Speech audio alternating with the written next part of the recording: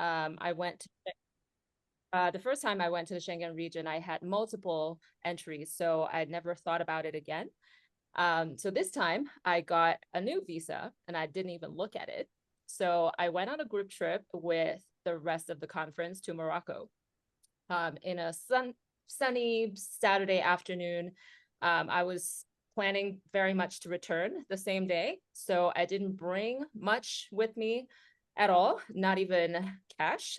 However, when we tried to return to Spain, I was stopped by the border police and they said, "Did you check your visa? It's single entry. You can't go back to Spain." So I was panicking because I didn't have anything with me. I had no cash, no charger for my phone, no change of clothes, nothing. I only have my cell phone and a few personal items in my bag, and that's it. So within minutes, my community of nomads from the same conference, they sprung to action. One of them gave me 50 euro. One of them gave me an apple. One of them gave me a charger. And I was, I just didn't know what to say because I was so moved by how generous everybody was. So I had to stay back by myself. I don't know French. I don't know Spanish, technically, and I don't speak Arabic, right? So it was a very scary situation. So after 30 minutes of panicking, I calmed myself down, and luckily I was by the port and I could walk to the ancient Medina and where there were a lot of hotels. So I just walked myself to hotels and I asked every hotel if they have a room. So when I found, finally found a room, I sat down and I created an 8-step plan within the next 24 hours. I was going to try everything until I run out of options to try to get back to Spain. And thanks to the help of this amazing community, I got my suitcase delivered to Morocco. And this very wise a fellow attendee of mine, he actually tapped me on the shoulder before he boarded the ferry back to Spain. He said, "Give me your keys." And I thought that was so, it was just so important because I couldn't even think about anything, let alone thinking to give my keys to someone to pack up my apartment. So all in all, the community helped me regain entry into Spain. Somebody called the Spanish consulate, and then, after several rounds of calls, finally got to a person who then became aware of my existence. Otherwise, I could have never gotten into the consulate to get a re-entry visa. So that was a long story. Apologies for that. But I think, lesson learned is when we travel, always make sure that we double check our documents. And second, don't be afraid to rely on our community. And actually, through this trip, I learned that I finally found my community, because before becoming a digital nomad, I thought I belonged to nowhere. I've lived in different cities. I've moved around my entire life. I didn't feel at home anywhere, technically. But finally, once I started moving around the world without a home base, technically homeless, I felt at home. So that's my story. Thank you for Awesome. listening. Wow, what a story, Stella. I do remember that story because I didn't actually, well, for people that they don't know, Tarifa is just in front of Morocco. So you can take a ferry and in 30 minutes you are in Morocco. It's such an special place if you have never been in there. And I was applying for a visa in Spain, so I couldn't exit to Spain. So I was like kind of suffering the same situation. And so everyone went to Morocco, and I was just waiting in Spain, So you just doing didn't. my regular Oh, life. But I wanted to go to Morocco. I was like, that's so but sad. it's good that you Everyone is in didn't. Morocco. It's good you didn't. I Unlike me. didn't. I didn't. I stayed in Tarifa for Good. that weekend. But then, of course, I heard so about this story, like you had this experience. I was like, wow, shocked because you are in another country, in another continent. It's only 30 minutes. It's Exactly. another continent. So, Yeah, and it was very scary because nobody would help me technically. Like I asked the border police if there's anything they can do. They said, no, not really. You're on your own. So that's yeah, that's pretty scary, right? And you don't speak any of the languages. So yeah, imagine. So that's yeah, that's insane. And I think the conclusion of this story is like how important the community is when you are experiencing this kind of the trouble. So I guess perhaps is the one of the tips that we can go in deep later on. Thanks, Stella, for sharing that. So I want to go next with Anna. Hi, everybody. Can you hear me okay? Okay, good. Perfect. Okay. My story is nowhere as traumatizing as Stella's is. Mine is a little bit different. It's a little bit more to do kind of where we're like picking the right place, especially when you're trying to work abroad. So on my first trip to Mexico as a digital nomad, we went to Playa del Carmen. We, like many of us have done, we rented a place on Airbnb because it was the first time. It's the logical place to start. The place looked cute, we thought everything was going to be good. But we got there and it was one of those reservations that is for a month, non-cancelable. So that's it, you're locked in. We get there and the place is really not what we expected. To start, the beds are super uncomfortable. There was no sofa in the living room. What they said is there was a very small note on the reservation saying it might not have a sofa, but in all the information you missed it because in the pictures it had a sofa. It had a really uncomfortable dining table. The Wi-Fi was terrible. We ended up having to work. Half of the apartment didn't have Wi-Fi, so with two people trying to work, it's a headache. And the worst part is there was no proper desk, so we ended up working from an ironing table from a whole month. And if you guys have ever tried that, I'm pretty sure all of you that travel at some point had to use an ironing table to work from, and doing it for a month, this is definitely not ideal. So that was a big lesson for me because I think that really changed two things in my life: the way I travel and what I look for in accommodations. And it changed my career path because I have a background in hospitality. And this is kind of like, wait a minute, there is an opportunity here to create something, to work on something, and to look for properties that are better set up for this type of traveler, for the traveler that's not just there to do touristy things and is out all day, but the traveler that needs good Wi-Fi, the traveler that needs to work at like the digital nomads. So it was a simple thing, but it really changed the trajectory of both my travel life and also my career.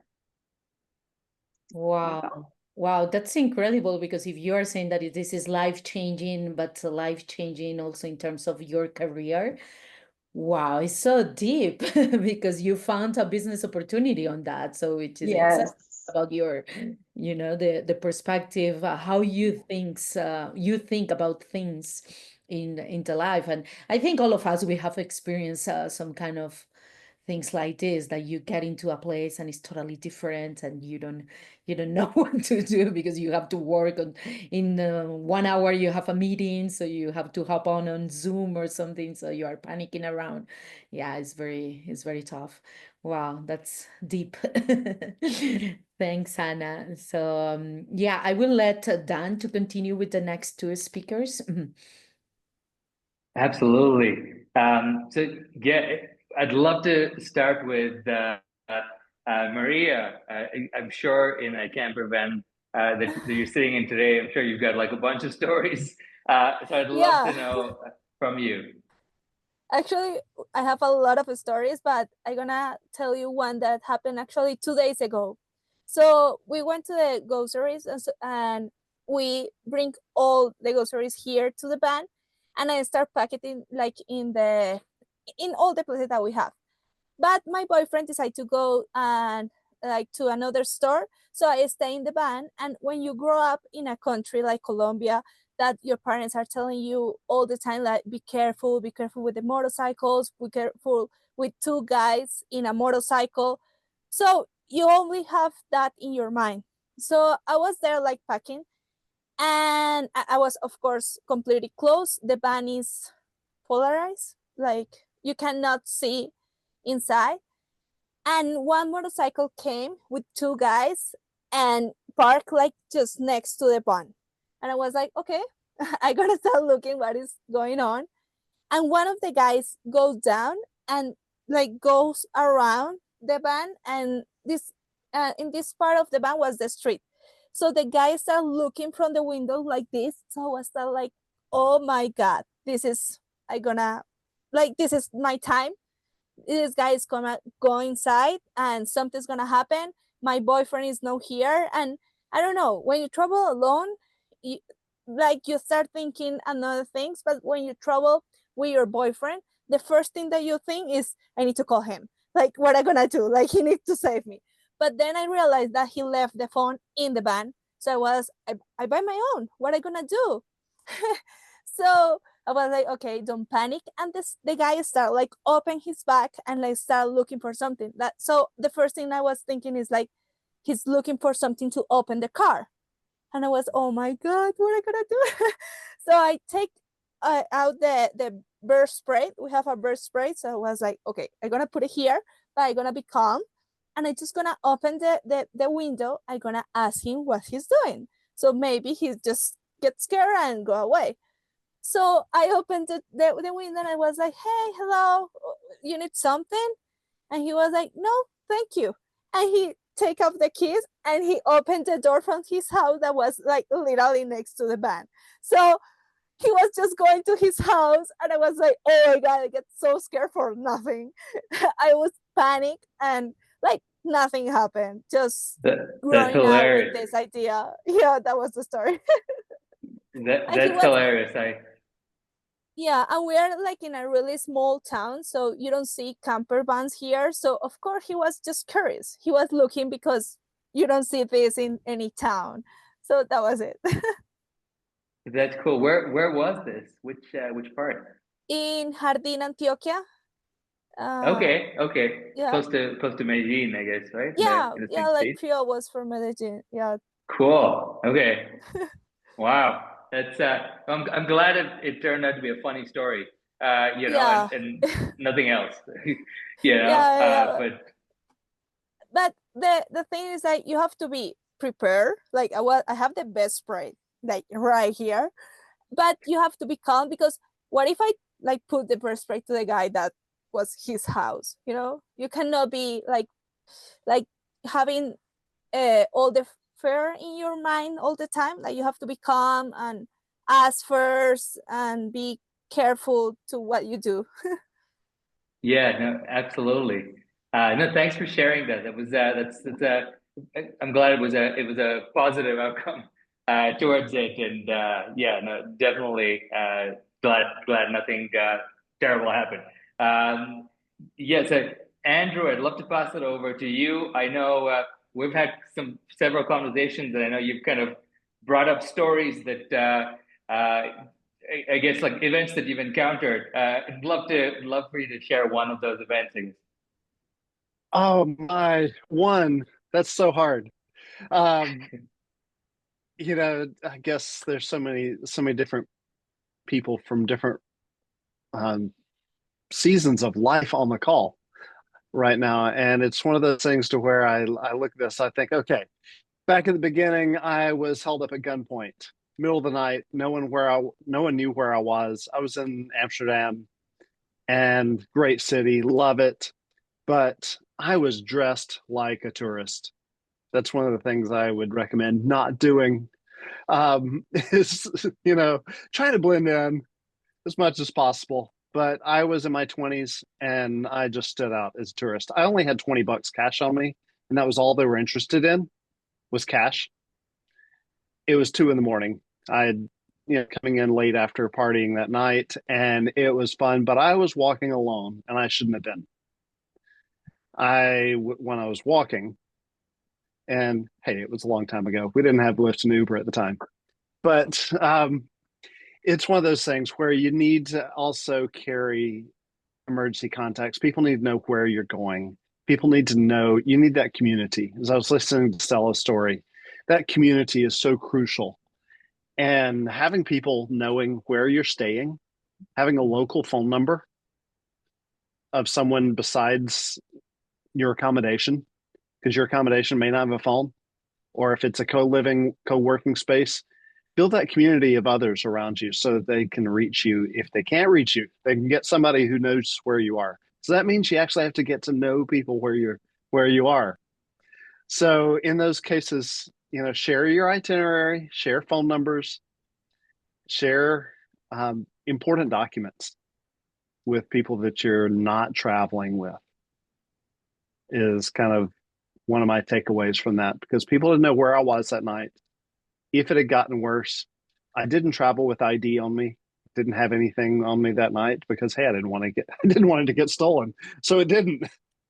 But no one knew where I was. And if it had gone really bad, they wouldn't have been known who was killed, who was injured that night. I'll pass it on to the next person. Yeah, no, I think that's a super great lesson. Like I think for me, the takeaway is don't dress, don't wear shorts anymore. And so I'm gonna try to like actively try to stay away from dressing like a gringo everywhere I go. and and then the second lesson is obviously like the more important part is have like this traveling BFF and whoever that may be. I think maybe there's an opportunity for a buddy system here as well. And I think that's super great takeaway. I think, yeah, and again, glad nothing terrible happened as well. Yeah, no, so Nadia, I know you've got a bunch of other questions as well, so I'll pass it on back to you. Yes, thank you very much, Dan. So maybe we can start the conversation with one topic that people ask me a lot, because as I'm a digital nomad, I have been always traveling by myself. Of course, I connect with some communities. Sometimes I attend workations or different type of events. Sometimes I'm just by myself. But I have never felt alone during my trips, because I really enjoy to be alone. I'm very happy when I'm alone, and when I'm exploring a city alone, when I'm just experiencing many days alone. Also, I love to connect with the communities. So I just want to start this conversation with Stella. How do you have you ever felt lonely? How you cope with the loneliness? Yeah, definitely. I think this is probably the number one topic that I see on Facebook groups or any groups related to digital nomads. Everybody, every few days, I see a post about how do you deal with this, right? How do you deal with the isolation? So I think all of us are a little bit different, because some people might feel lonely in one way, others might feel not. So for me, I used my first year of nomading as the testing ground to see what works for me, because the first year I pretty much just did it like a regular tourist, right? Like you go to a place, you book an Airbnb, and then you do some touristy things, you work, and then I met up with a few friends along the way. So that was it. That was kind of lonely, sort of, 50% of the time. But the second year I did it differently. So I now arrange my itineraries not purely based on touristy sites. I arrange it based on if I know of an existing community in the location that I'm going to. That's number one, the number one factor that I value. And number two is I'm sure a lot of us have hobbies. So whatever it is, you can definitely find a community in that location as well. So for me, it's dancing. And now I combine both factors together. Like, you know, for example, there has to be a digital nomad community, and then there has to be a dance community as well. So I feel like, you know, the intersection of many communities that you might identify with, right? It helps tremendously. And I also tried as much as possible to stay in co-living space if there is one available in the location. And since beginning to do all of that this year, I have never been alone technically, and I don't feel lonely anymore. Wow, that's perfect. I think it's a perfect tip because you have experienced yourself both sides, like being a tourist, because we can be a nomad and also a tourist at the same time. And I think I used one of the co-livings when I don't want to spend that much time by myself, when I really feel this, yeah, when I really feel that I want to connect with people and to have dinners or maybe to speak with someone during the nights, etc. So Facebook groups, they are pretty good for that as well. So excellent, very good, thank you. I want to continue with Anna, and this is we both are Colombians, and I think Colombians we like to connect with others a lot in terms of it's part of our culture. Well, I mean, it's a Latino kind of thing. How you connect with other communities? Have you ever experienced like a cultural shock while traveling? I mean, there's two answers there. Like, I just to kind of piggyback a little bit of what Stella was saying, start like in terms of connecting, start with the things that you already like.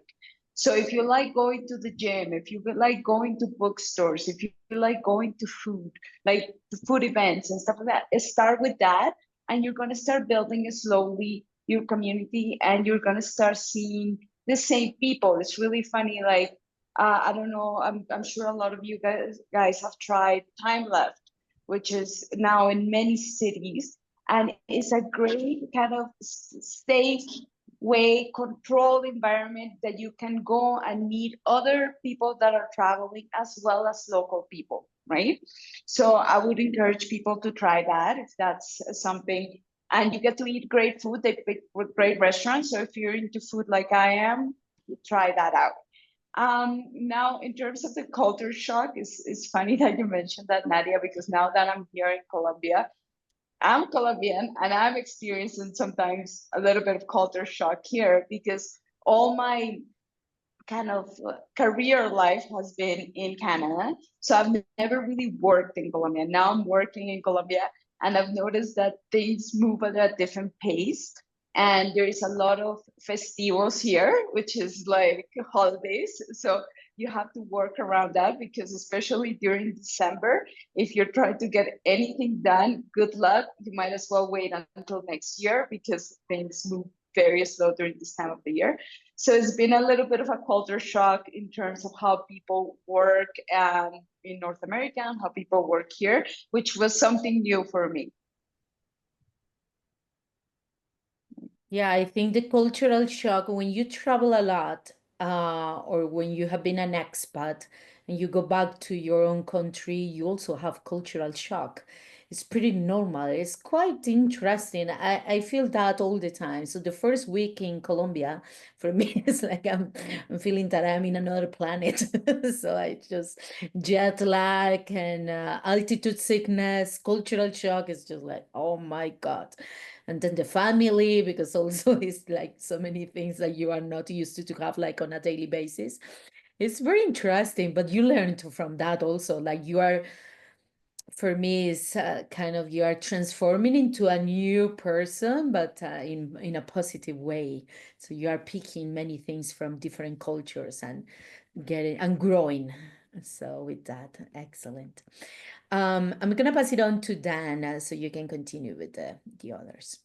Awesome. So I know, Maria, you talked about some of the which was like the start, like a scary story, but turned out to be more positive.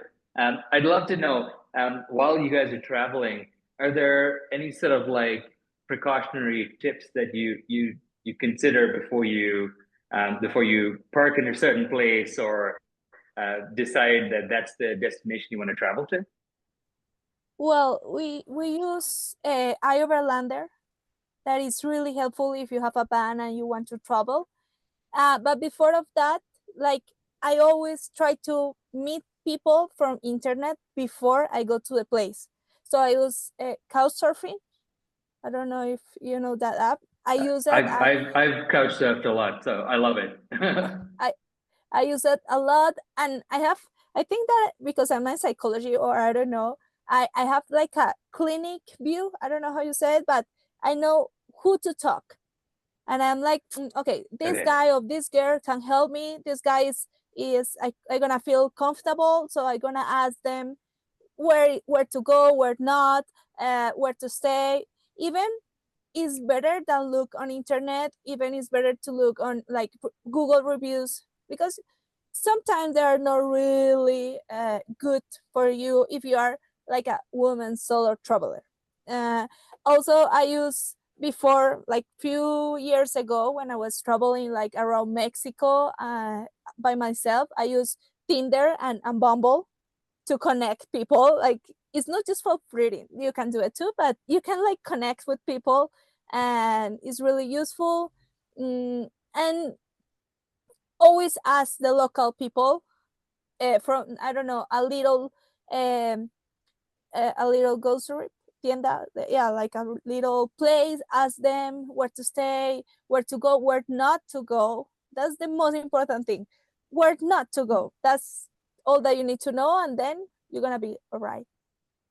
That's those are solid tips, and I'm glad you've got this superpower, huh? I wish all of us had it. I've yeah, me personally, I wish I had one of those superpowers, because I've met a lot of people, and I have a way of picking sometimes the wrong the wrong person, so that would have been Yeah, helpful. actually being really lucky. Like I only find like angels in my trips. Always find people that help me. Never nothing happened to me. Like I get soul and all that, but was not with the people that I like make relationships.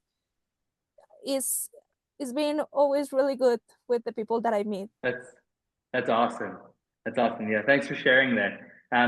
Andrew, I'd love to switch gears and kind of go into. I know you've got this. You're traveling, and you've got this business you're building. I'd love to know if you have tips for work life and how you manage that. Yeah, I'd love to know if there's something that we can learn from as well. Wow. Work-life management, time blocking is key. Control your calendar versus letting it control you. Because if we're checking our email 50 times an hour to see if who's emailed me last, that means email is your master. Checking your DMs, all the other stuff, that means that controls you instead of you controlling it.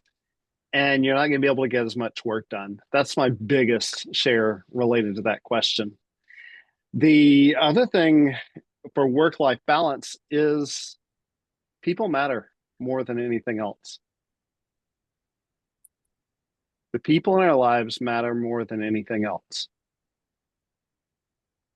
That could be just the lady at the supermarket that is processing your order, not just your partner, your traveling friends, your family back home.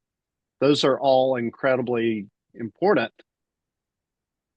But it's those relationships that you don't know why they're having a bad day, or you don't know why they're having a great day.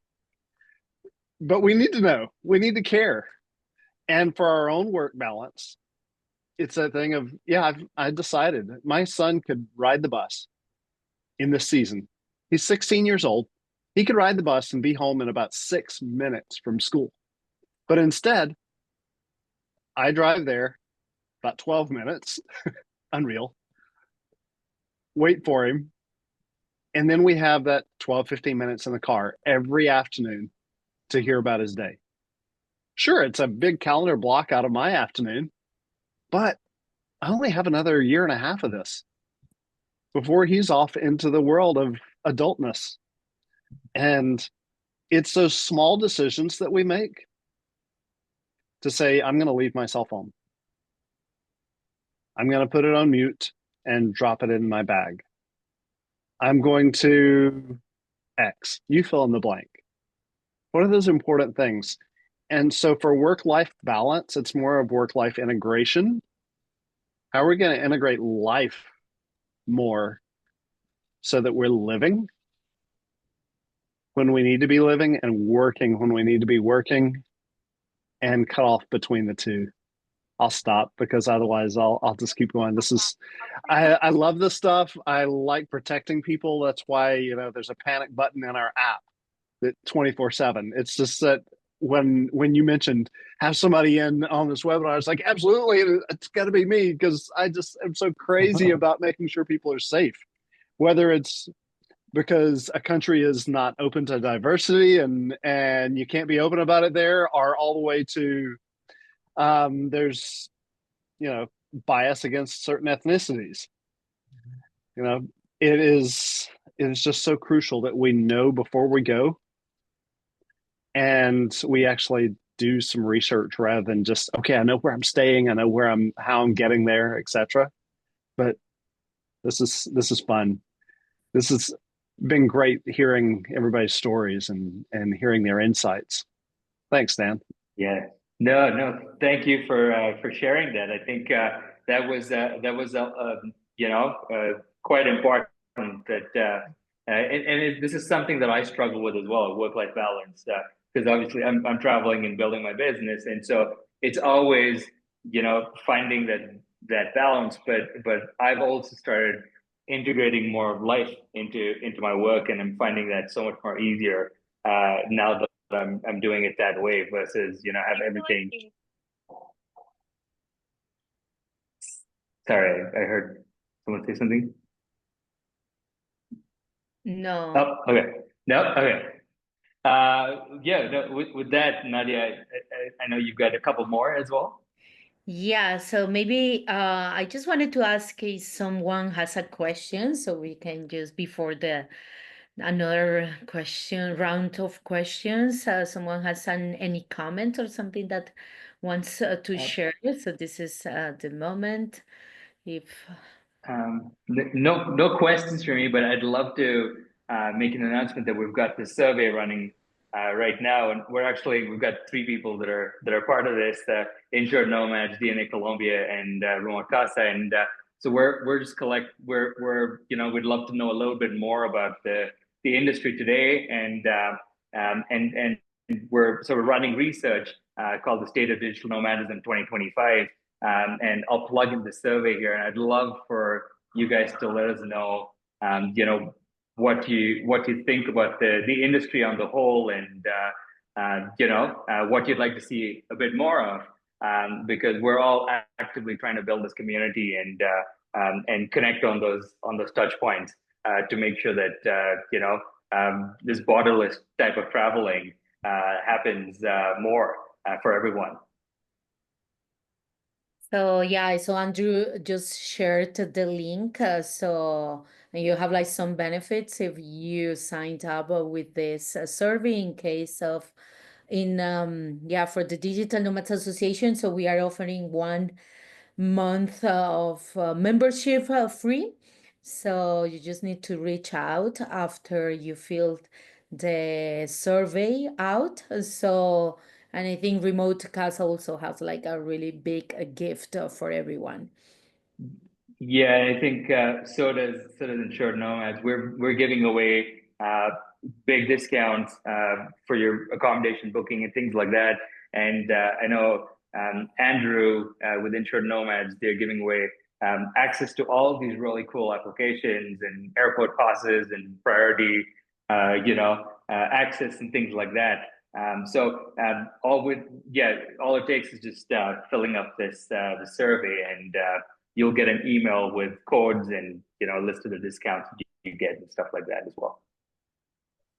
Great, thank you. So Well, we can continue with the speakers, and I want to talk with Stella a little bit more about what's your secret to find a community, because you already were speaking about that you prefer to be in co-livings, or maybe you also prefer to be in a gathering like a workation, and this is also something that you are doing right now with your first pop-up co-living in China. So, but what's your secret as a digital nomad to find a community? Yeah, definitely. I think pop-up co-livings is a really good experience to kind of scatter around your year.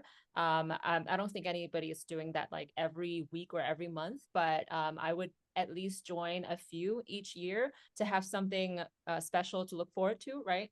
So I joined my first pop-up co-living in Italy this summer, and I was really inspired by the experience because it was only 2 weeks, but we were able to bond really deeply just because it's a curated small group. And also, if you're in a small village, there's nothing else to do much but to, really hang out with your community. So I think that's definitely one of the things that I encourage everybody to do. And then secondly is definitely scope out a few more longer term co-living locations, because those locations you can kind of establish more of a routine because they're not pop-up, right? So you'll be staying there for perhaps a month or two or even three. So it feels like you're actually building a community in that city, which you very much are. And then the third thing, as I mentioned, is if you have any kind of hobbies, that's an additional layer of that, community building aspect.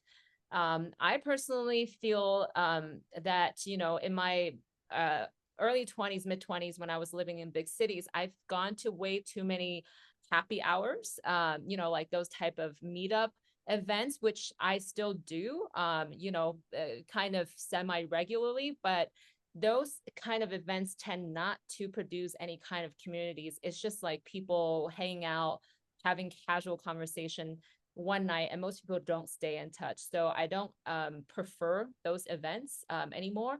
I prefer co-working space, co-living space, where you have repeated interactions with a group of people who are not always stagnant, by the way. Like, you will always have members joining and leaving, so you're kind of constantly meeting more and more people, but in a more organic and natural way. So yeah, I guess that's how I've been doing it. That's great. I just want to like a sub question about this, because I know that you dance and we are gonna meet in January in Cali, because we are with the association, we are having a workation in Cali related to the dance culture, because as you know, Cali is the capital of salsa. But I have seen you in Mexico dancing as well. This is part of the strategies that you have to build to your own community and to have like other nomads or people that they like your same hobbies. Yeah, absolutely. And I find it extremely easy to build community that way, because if you have a hobby, any kind of hobby, not just dance, that requires repetition and practice, right? You kind of have to go there at least on a weekly basis to, keep improving yourself. I have a really close friend who actually inspired this journey of mine. She's a golfer. She loves golfing. I don't like golf, so I wouldn't be able to join her community, right? But she said, just pick anything that you think you're going to go back to every week. So whichever that is, I think that itself helps you connect with, because you're going to see the same people every time you go back, right? More or less. And although most people you meet they're probably not going to be nomads, but you're a nomad. You can always travel back to the city, right? And if you have special connections with friends, like with friends you made in the community, you always stay in touch. For example, I was just dancing in Miami for 2 months. I now talk to a few girls that I met there every single day, right? Like, we share dance videos, we share everything, like jokes, whatever. And it feels like I never left, and I will be going back, right? So I feel like this sort of dynamic kind of makes the interaction very natural. Like, you don't have to force anything. That's really important. I really love that. You don't have to force anything. I think your hobby can be, or your passion can be, a way to get in touch with new people, and especially with locals, because I guess with dancing you meet a lot of locals and not only nomads. This is a way to connect as well. Excellent, Stella. Um, Anna, I just want to go back to that story that you were saying that was a life-changing story with in terms of your profession. Is there any other story, or maybe how the solo traveling and the nomadic life has impacted your life personally?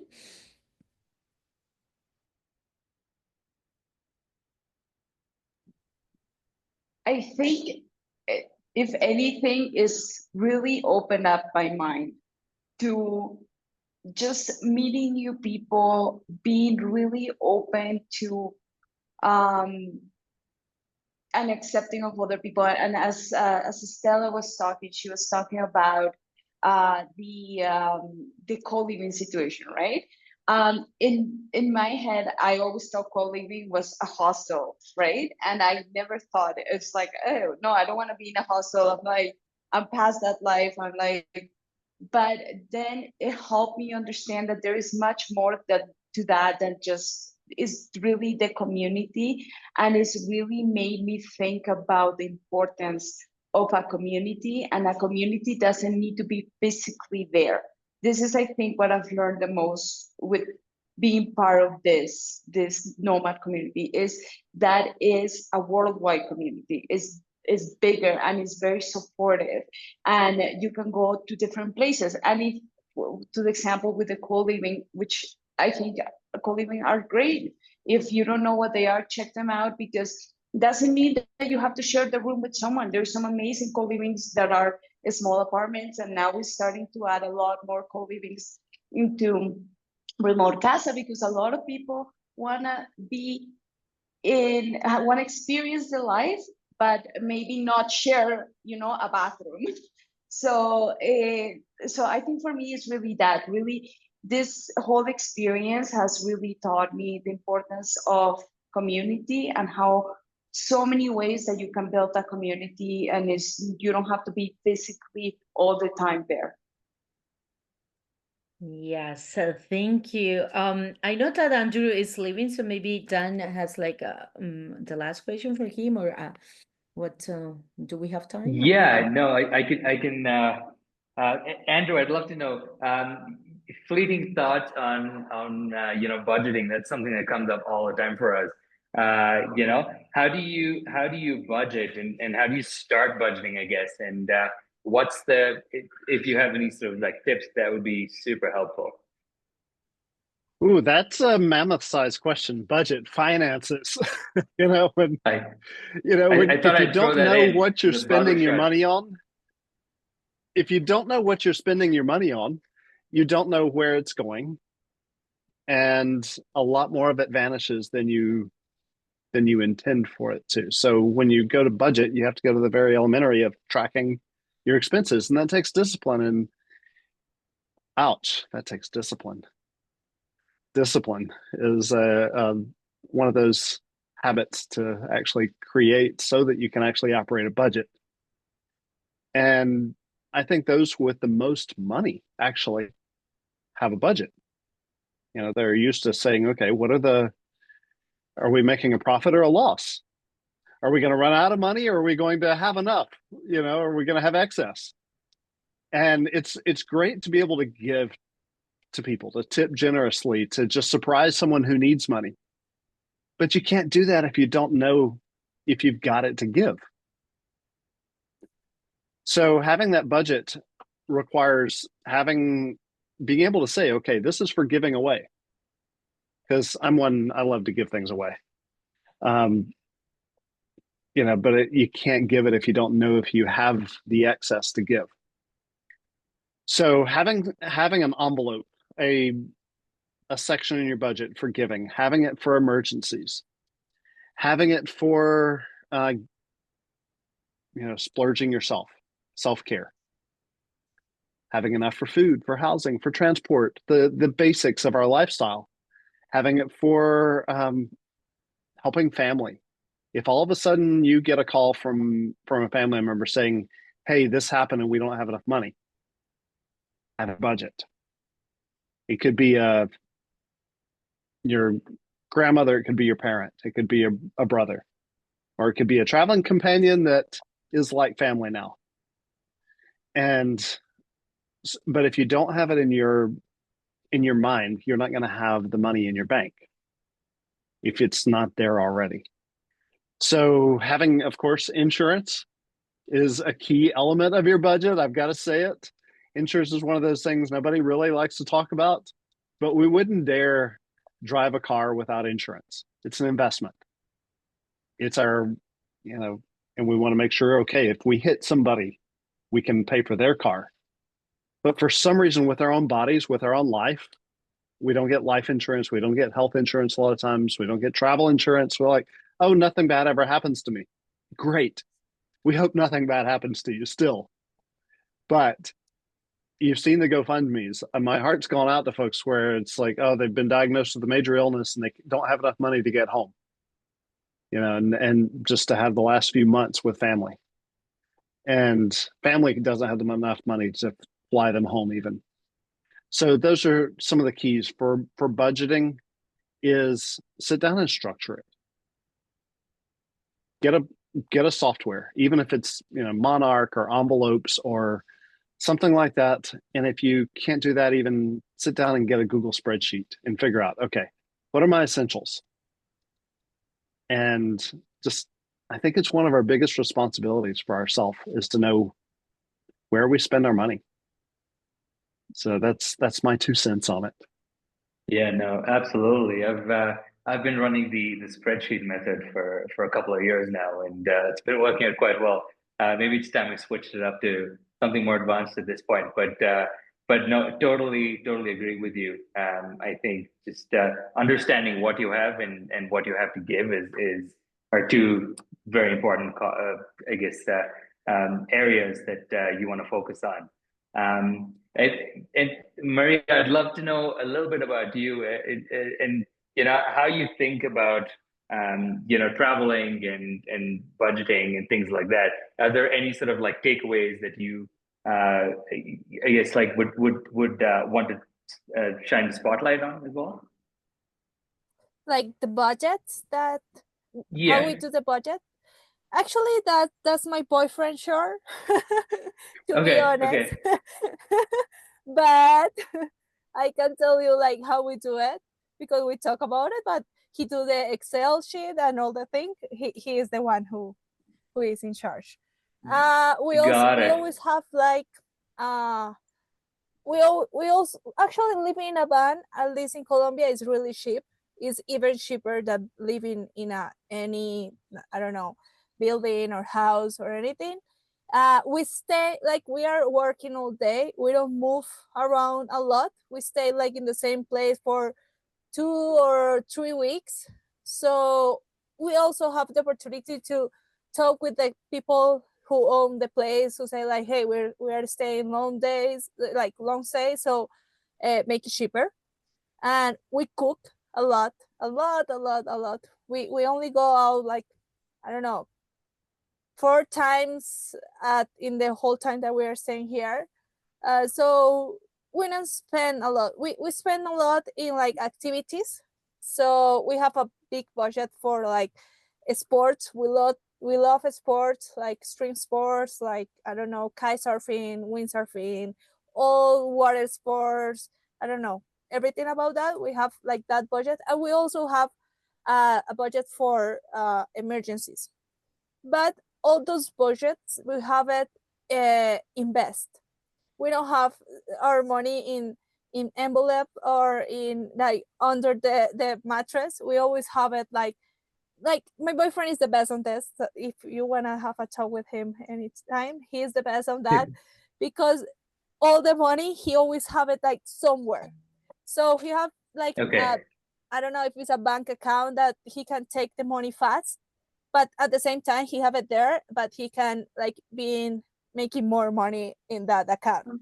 So, and also he have like a long-term invest, and he have like he have like actually like 4 things, like short-term, small accounts, and long-term like big accounts. So he always move the Okay. money like from the short and like the one that doesn't give you a lot of money, but you can take it like faster. Then he move it the one that you can take it faster, but it's like long term, I guess. And the other one that is like they give you a lot. There are more risk that you can like take it off easy. And the one that is like the I don't know, jubilación. How you say that in English? The Retirement. Retirement. Yeah. So the one for like we are always moving the money like this, and then we have Got it. like buildings, and we have like money, and they're renting all the time. So the budget we use it like that. We never have the money in our pocket or in our wallet. We always have it like invested. It's always invested. And that's awesome advice, I think. And that's like yeah, you guys have been doing this for some time, clearly, because you've got an advanced view on how to kind of tackle this. It maybe not a good idea for us is to do you know, like a management, like a budgeting you know, webinar next, where we can kind of like bring on people and we can share tips as well. Definitely, those tips are super, super important, and this is very related or directly related to safety and security, because you need to have like a budget for emergencies, for different type of things. And as Maria was saying, like in short, mid, long term, because you never know what's gonna happen, and especially right now. And when you are traveling, there's emergencies all the time. So Stella said, I have a bunch of a story of how the life is just changing all the time, and I need to reorganize my schedule and my agenda. So I think yeah, all of us, we share this. So yeah, maybe that's a good webinar that we can do. Yeah, that's We a can great invite idea. my boyfriend. We can invite Yeah. we can invite Pipe. I know that we have a lot of information that we can get from him. So yeah, maybe we can just wrap up and to a quick last question, or maybe if someone wants to share another story, comment, maybe yeah, is there someone that has a question or wants to make a comment? If don't, so we have a question, I have a question, and this is what you can say to a person that wants to be a digital nomad and is a little bit afraid of safety and security, especially for women, that we don't dare that much. Well, I dare since I am 17, so I'm not much part of this fear group, but I know that it's very, very common to have like this fear while traveling as a woman. I can have it myself when I decide to travel, for example, to Arabic countries, which it's a little bit difficult for me to decide to go there. But what's the best advice for a person that wants to become a digital nomad and has like so many doubts to be alone, or maybe to feel safe traveling? Maybe we can start with yeah, I want to change maybe with Anna. Okay, so for this one, if you've been traveling a long time, you probably already know a lot of this, but I kind of wanted to keep it very easy, simple, kind of rapid fire. Some things that I do that maybe are not common sense, but really help. One of the things is plan to arrive during the day to your destination.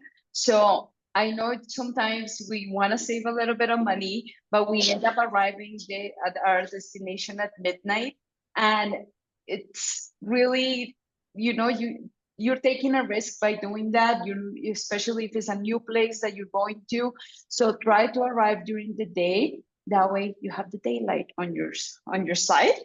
The next one is in terms of accommodation. So prioritize a safe and convenient location over price. Again, I know we want to save money, but just prioritize a good location even if it's maybe it doesn't have all the bells and whistles that you want, but trust me, that's what's going to make the difference whether or not you're going to have a good time in this place. And if you're trying it out for the first time and you're a little bit afraid, check out the co-living kind of options, because there's a lot of good options there if you kind of want to dabble into the digital nomad life. Buy a SIM card as soon as you arrive to your location. You can buy a SIM card. I would say in every airport now, there's a little stall. That way you have communication. You have any issues, now you have a way to communicate with your emergency contact, with your family, with whatever. So make sure you're connected. This I would one say is something about it. Yeah. Oh, sorry Go for to it. interrupt. No, go. You can have an eSIM, so you don't have Oh, to buy it yes. in the airport. You can have Yes. internet before you arrive. That's something Yes, really. that is true. Thank you, Maria, for that. I wanted to do that, but my phone is too old, so you need to have a newer phone. But yes, if you have a newer phone, you can absolutely do that, and then you can actually arrange that before you even leave your place. So that's an awesome tip. To keep going here, in terms of accommodation, make sure you book, if you're booking accommodation, book from a trusted place. I'd rather be able to pay with a credit card and not with a wire transfer, because you can always dispute the credit card charge.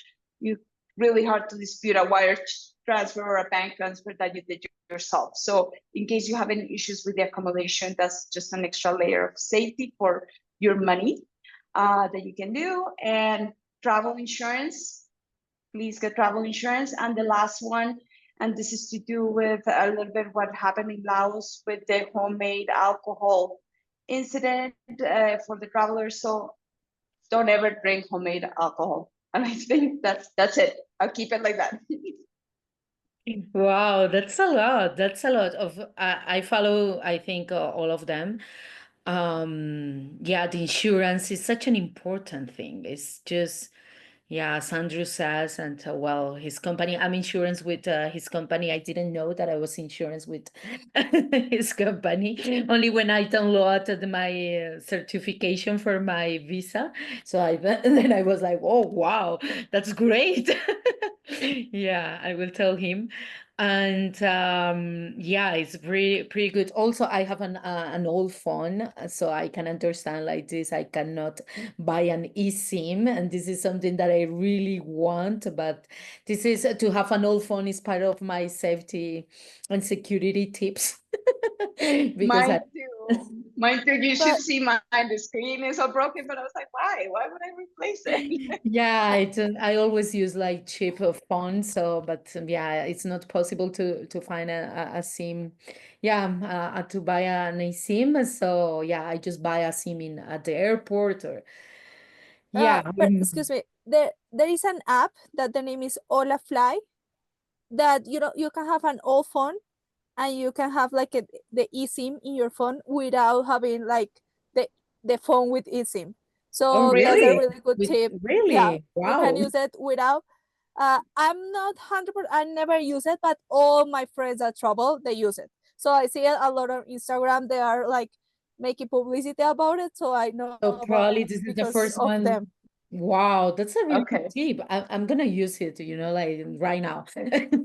So if this works for all phones, that's really great, Maria. Thank you. So yeah, I think Dan has a last two question. Yeah, no, I think we're actually at time, so I'm wondering if maybe we should wrap this up at this point, because I'm sure everyone's got stuff to do. But you know, I think like this has been a pleasure for me to learn everyone's stories, but also for me it's been a big takeaway in terms of like what I've kind of the knowledge I've accumulated during these conversations. I hope to do a lot more of these with Nadia and DNA, and they're doing some awesome stuff with just kind of bringing the community together. And I hope this is as beneficial to you guys as it was to me.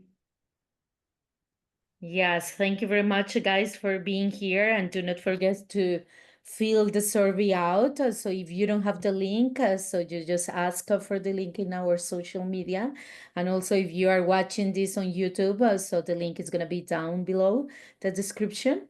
And yeah, so thank you very much for Stella and Maria and Andrew. So yeah, nice to have you here. Thank you. Thank you. Thank You for having inviting me. us. Thanks, guys. Thank See you. ya. See you. Bye bye. Bye.